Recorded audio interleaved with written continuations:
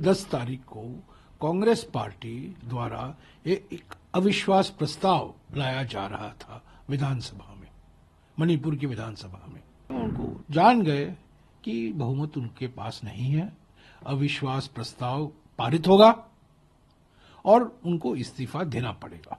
मणिपुर में सियासी हलचल काफी तेज हो चुकी है। सीएम एन बिरेन सिंह ने इस्तीफा दे दिया है। थोड़ी देर पहले राज्यपाल को उन्होंने अपना इस्तीफा सौंपा है। आप सभी को जय मसीह। इस वीडियो में बात करने वाले बहुत बड़ी खुशखबरी है। जिस तरीके से आप लगातार मणिपुर को जलते हुए देख रहे थे, जहां पर हजारों लोग, जहां पर ईसाइयत को लेकर के, चर्च को लेकर के सैकड़ों महिलाओं को जिस तरीके से वहां पर निर्वस्त्र किया गया था, वहां का मुख्यमंत्री एम बिरेन सिंह ने क्या इस्तीफा दे दिया। भाजपा के लिए बहुत बड़ी शौकीन न्यूज है और ये झटके वाली बात है, क्योंकि जिस तरीके से पूरे राज्यों में लगातार सरकार बनाने की कोशिश करती है, चाहे वो जबरदस्ती हो, चाहे वो ईवीएम के द्वारा हो, चाहे जैसे अब वहां के सीएम ने इस्तीफा दे दिया है तो पूरे देश में खलबली मच गई। क्योंकि जिस तरीके से पलटवार कांग्रेस ने किया है और अनेक प्रकार की जो दल हैं, जो पार्टियां हैं, उन लोगों ने किया है। क्योंकि आप लगातार देखते आ रहे हैं कि मणिपुर 2 सालों से लगातार चल रहा था, वहीं पर इस्तीफे की मांग की जा रही थी आज से 2 साल पहले, लेकिन मुख्यमंत्री ने इस्तीफा नहीं दिया था। तो आज आकर के उन्हें इस्तीफा देना पड़ा। और जिस तरीके से आगे बात करते हैं, पहले आप इस न्यूज को देखिए। बार बार कहते हैं ना, आप क्रोनोलॉजी समझिए। क्रोनोलॉजी क्या है? कल 10 तारीख को कांग्रेस पार्टी द्वारा एक अविश्वास प्रस्ताव लाया जा रहा था विधानसभा में, मणिपुर की विधानसभा में। उनको जान गए कि बहुमत उनके पास नहीं है, अविश्वास प्रस्ताव पारित होगा और उनको इस्तीफा देना पड़ेगा।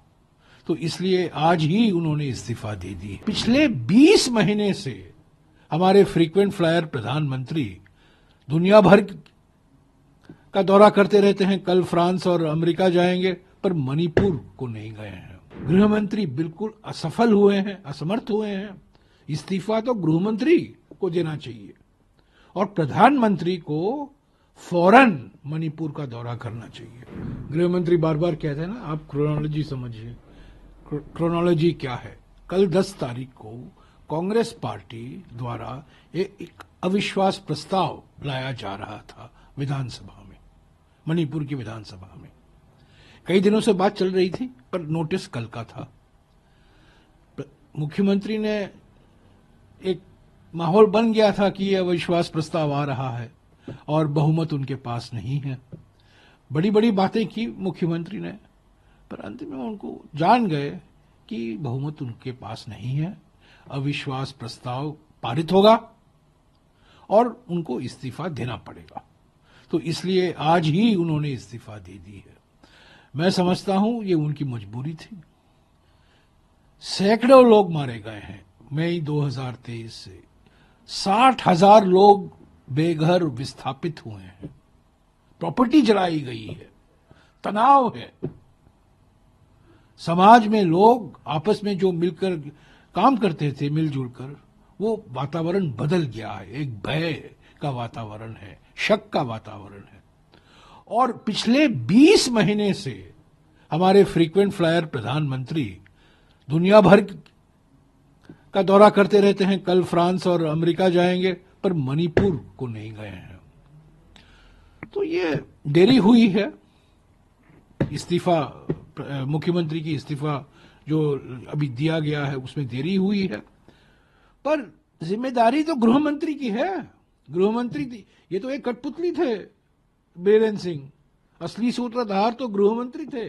उनको तो सारा आउटसोर्स किया था प्रधानमंत्री ने। गृहमंत्री क्यों अपनी जिम्मेदारी नहीं पहचानते हैं? इस्तीफा तो उनको देना चाहिए। और प्रधानमंत्री 20 महीने से क्यों नहीं गए हैं मणिपुर? सब देशों, दुनिया भर का भ्रमण कर रहे हैं, हर राज्य में जा रहे हैं, चुनावी प्रचार कर रहे हैं, उद्घाटन कर रहे हैं, इनॉग्रेशन कर रहे हैं, पर मणिपुर नहीं गए हैं। और अभी अभी मैंने पढ़ा 20 तारीख को, यानी कि फरवरी 20 को वो गुवाहाटी जाने वाले हैं। गुवाहाटी से इम्फाल तो आधे घंटे का बिल्कुल प्लेन राइड है प्राइम मिनिस्टर के जहाज में। वो मणिपुर क्यों नहीं जाते? तो ये इस्तीफा पहला कदम है। मणिपुर में स्थिति इतनी बिगड़ गई है कि मैं नहीं समझता हूं कि एक नया मुख्यमंत्री आने से कोई फर्क पड़ेगा।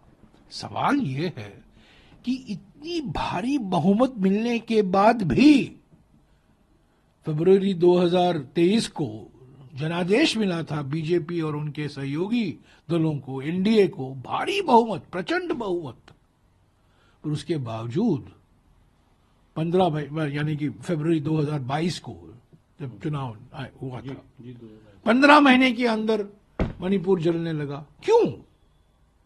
कारण क्या है? तो ये मौलिक कारण देखने की जरूरत है।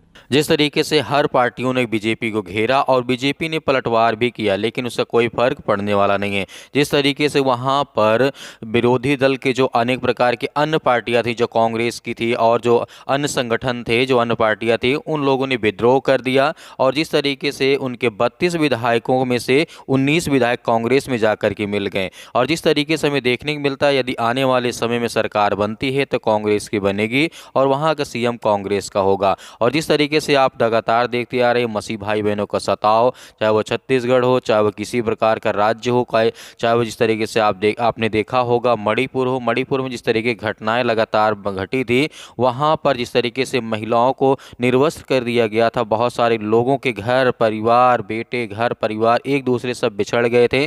और जिस तरीके से ईसाइयत के जो चर्च थे मसीह समाज के लेकर के, उनके चर्च को जला दिया गया था, तोड़ा गया था, बहुत सारी चीज़ें हमें देखने को मिल रही थी। अब इसमें देखेंगे आने वाले समय में क्या होता है, क्या वहाँ पे कार्य किया जाता है, क्या काम किया जाता है। और जिस तरीके से उनके पार्टी ने विद्रोह कर दिया और इस्तीफे की मांग की गई और उन्हें इस्तीफा दे दिया है। तो मेरे प्रिय बहनों, आप इस पर क्या सोचते हैं, हमें कमेंट बॉक्स में कमेंट करके जरूर बताइएगा। मिलते हैं नेक्स्ट वीडियो में।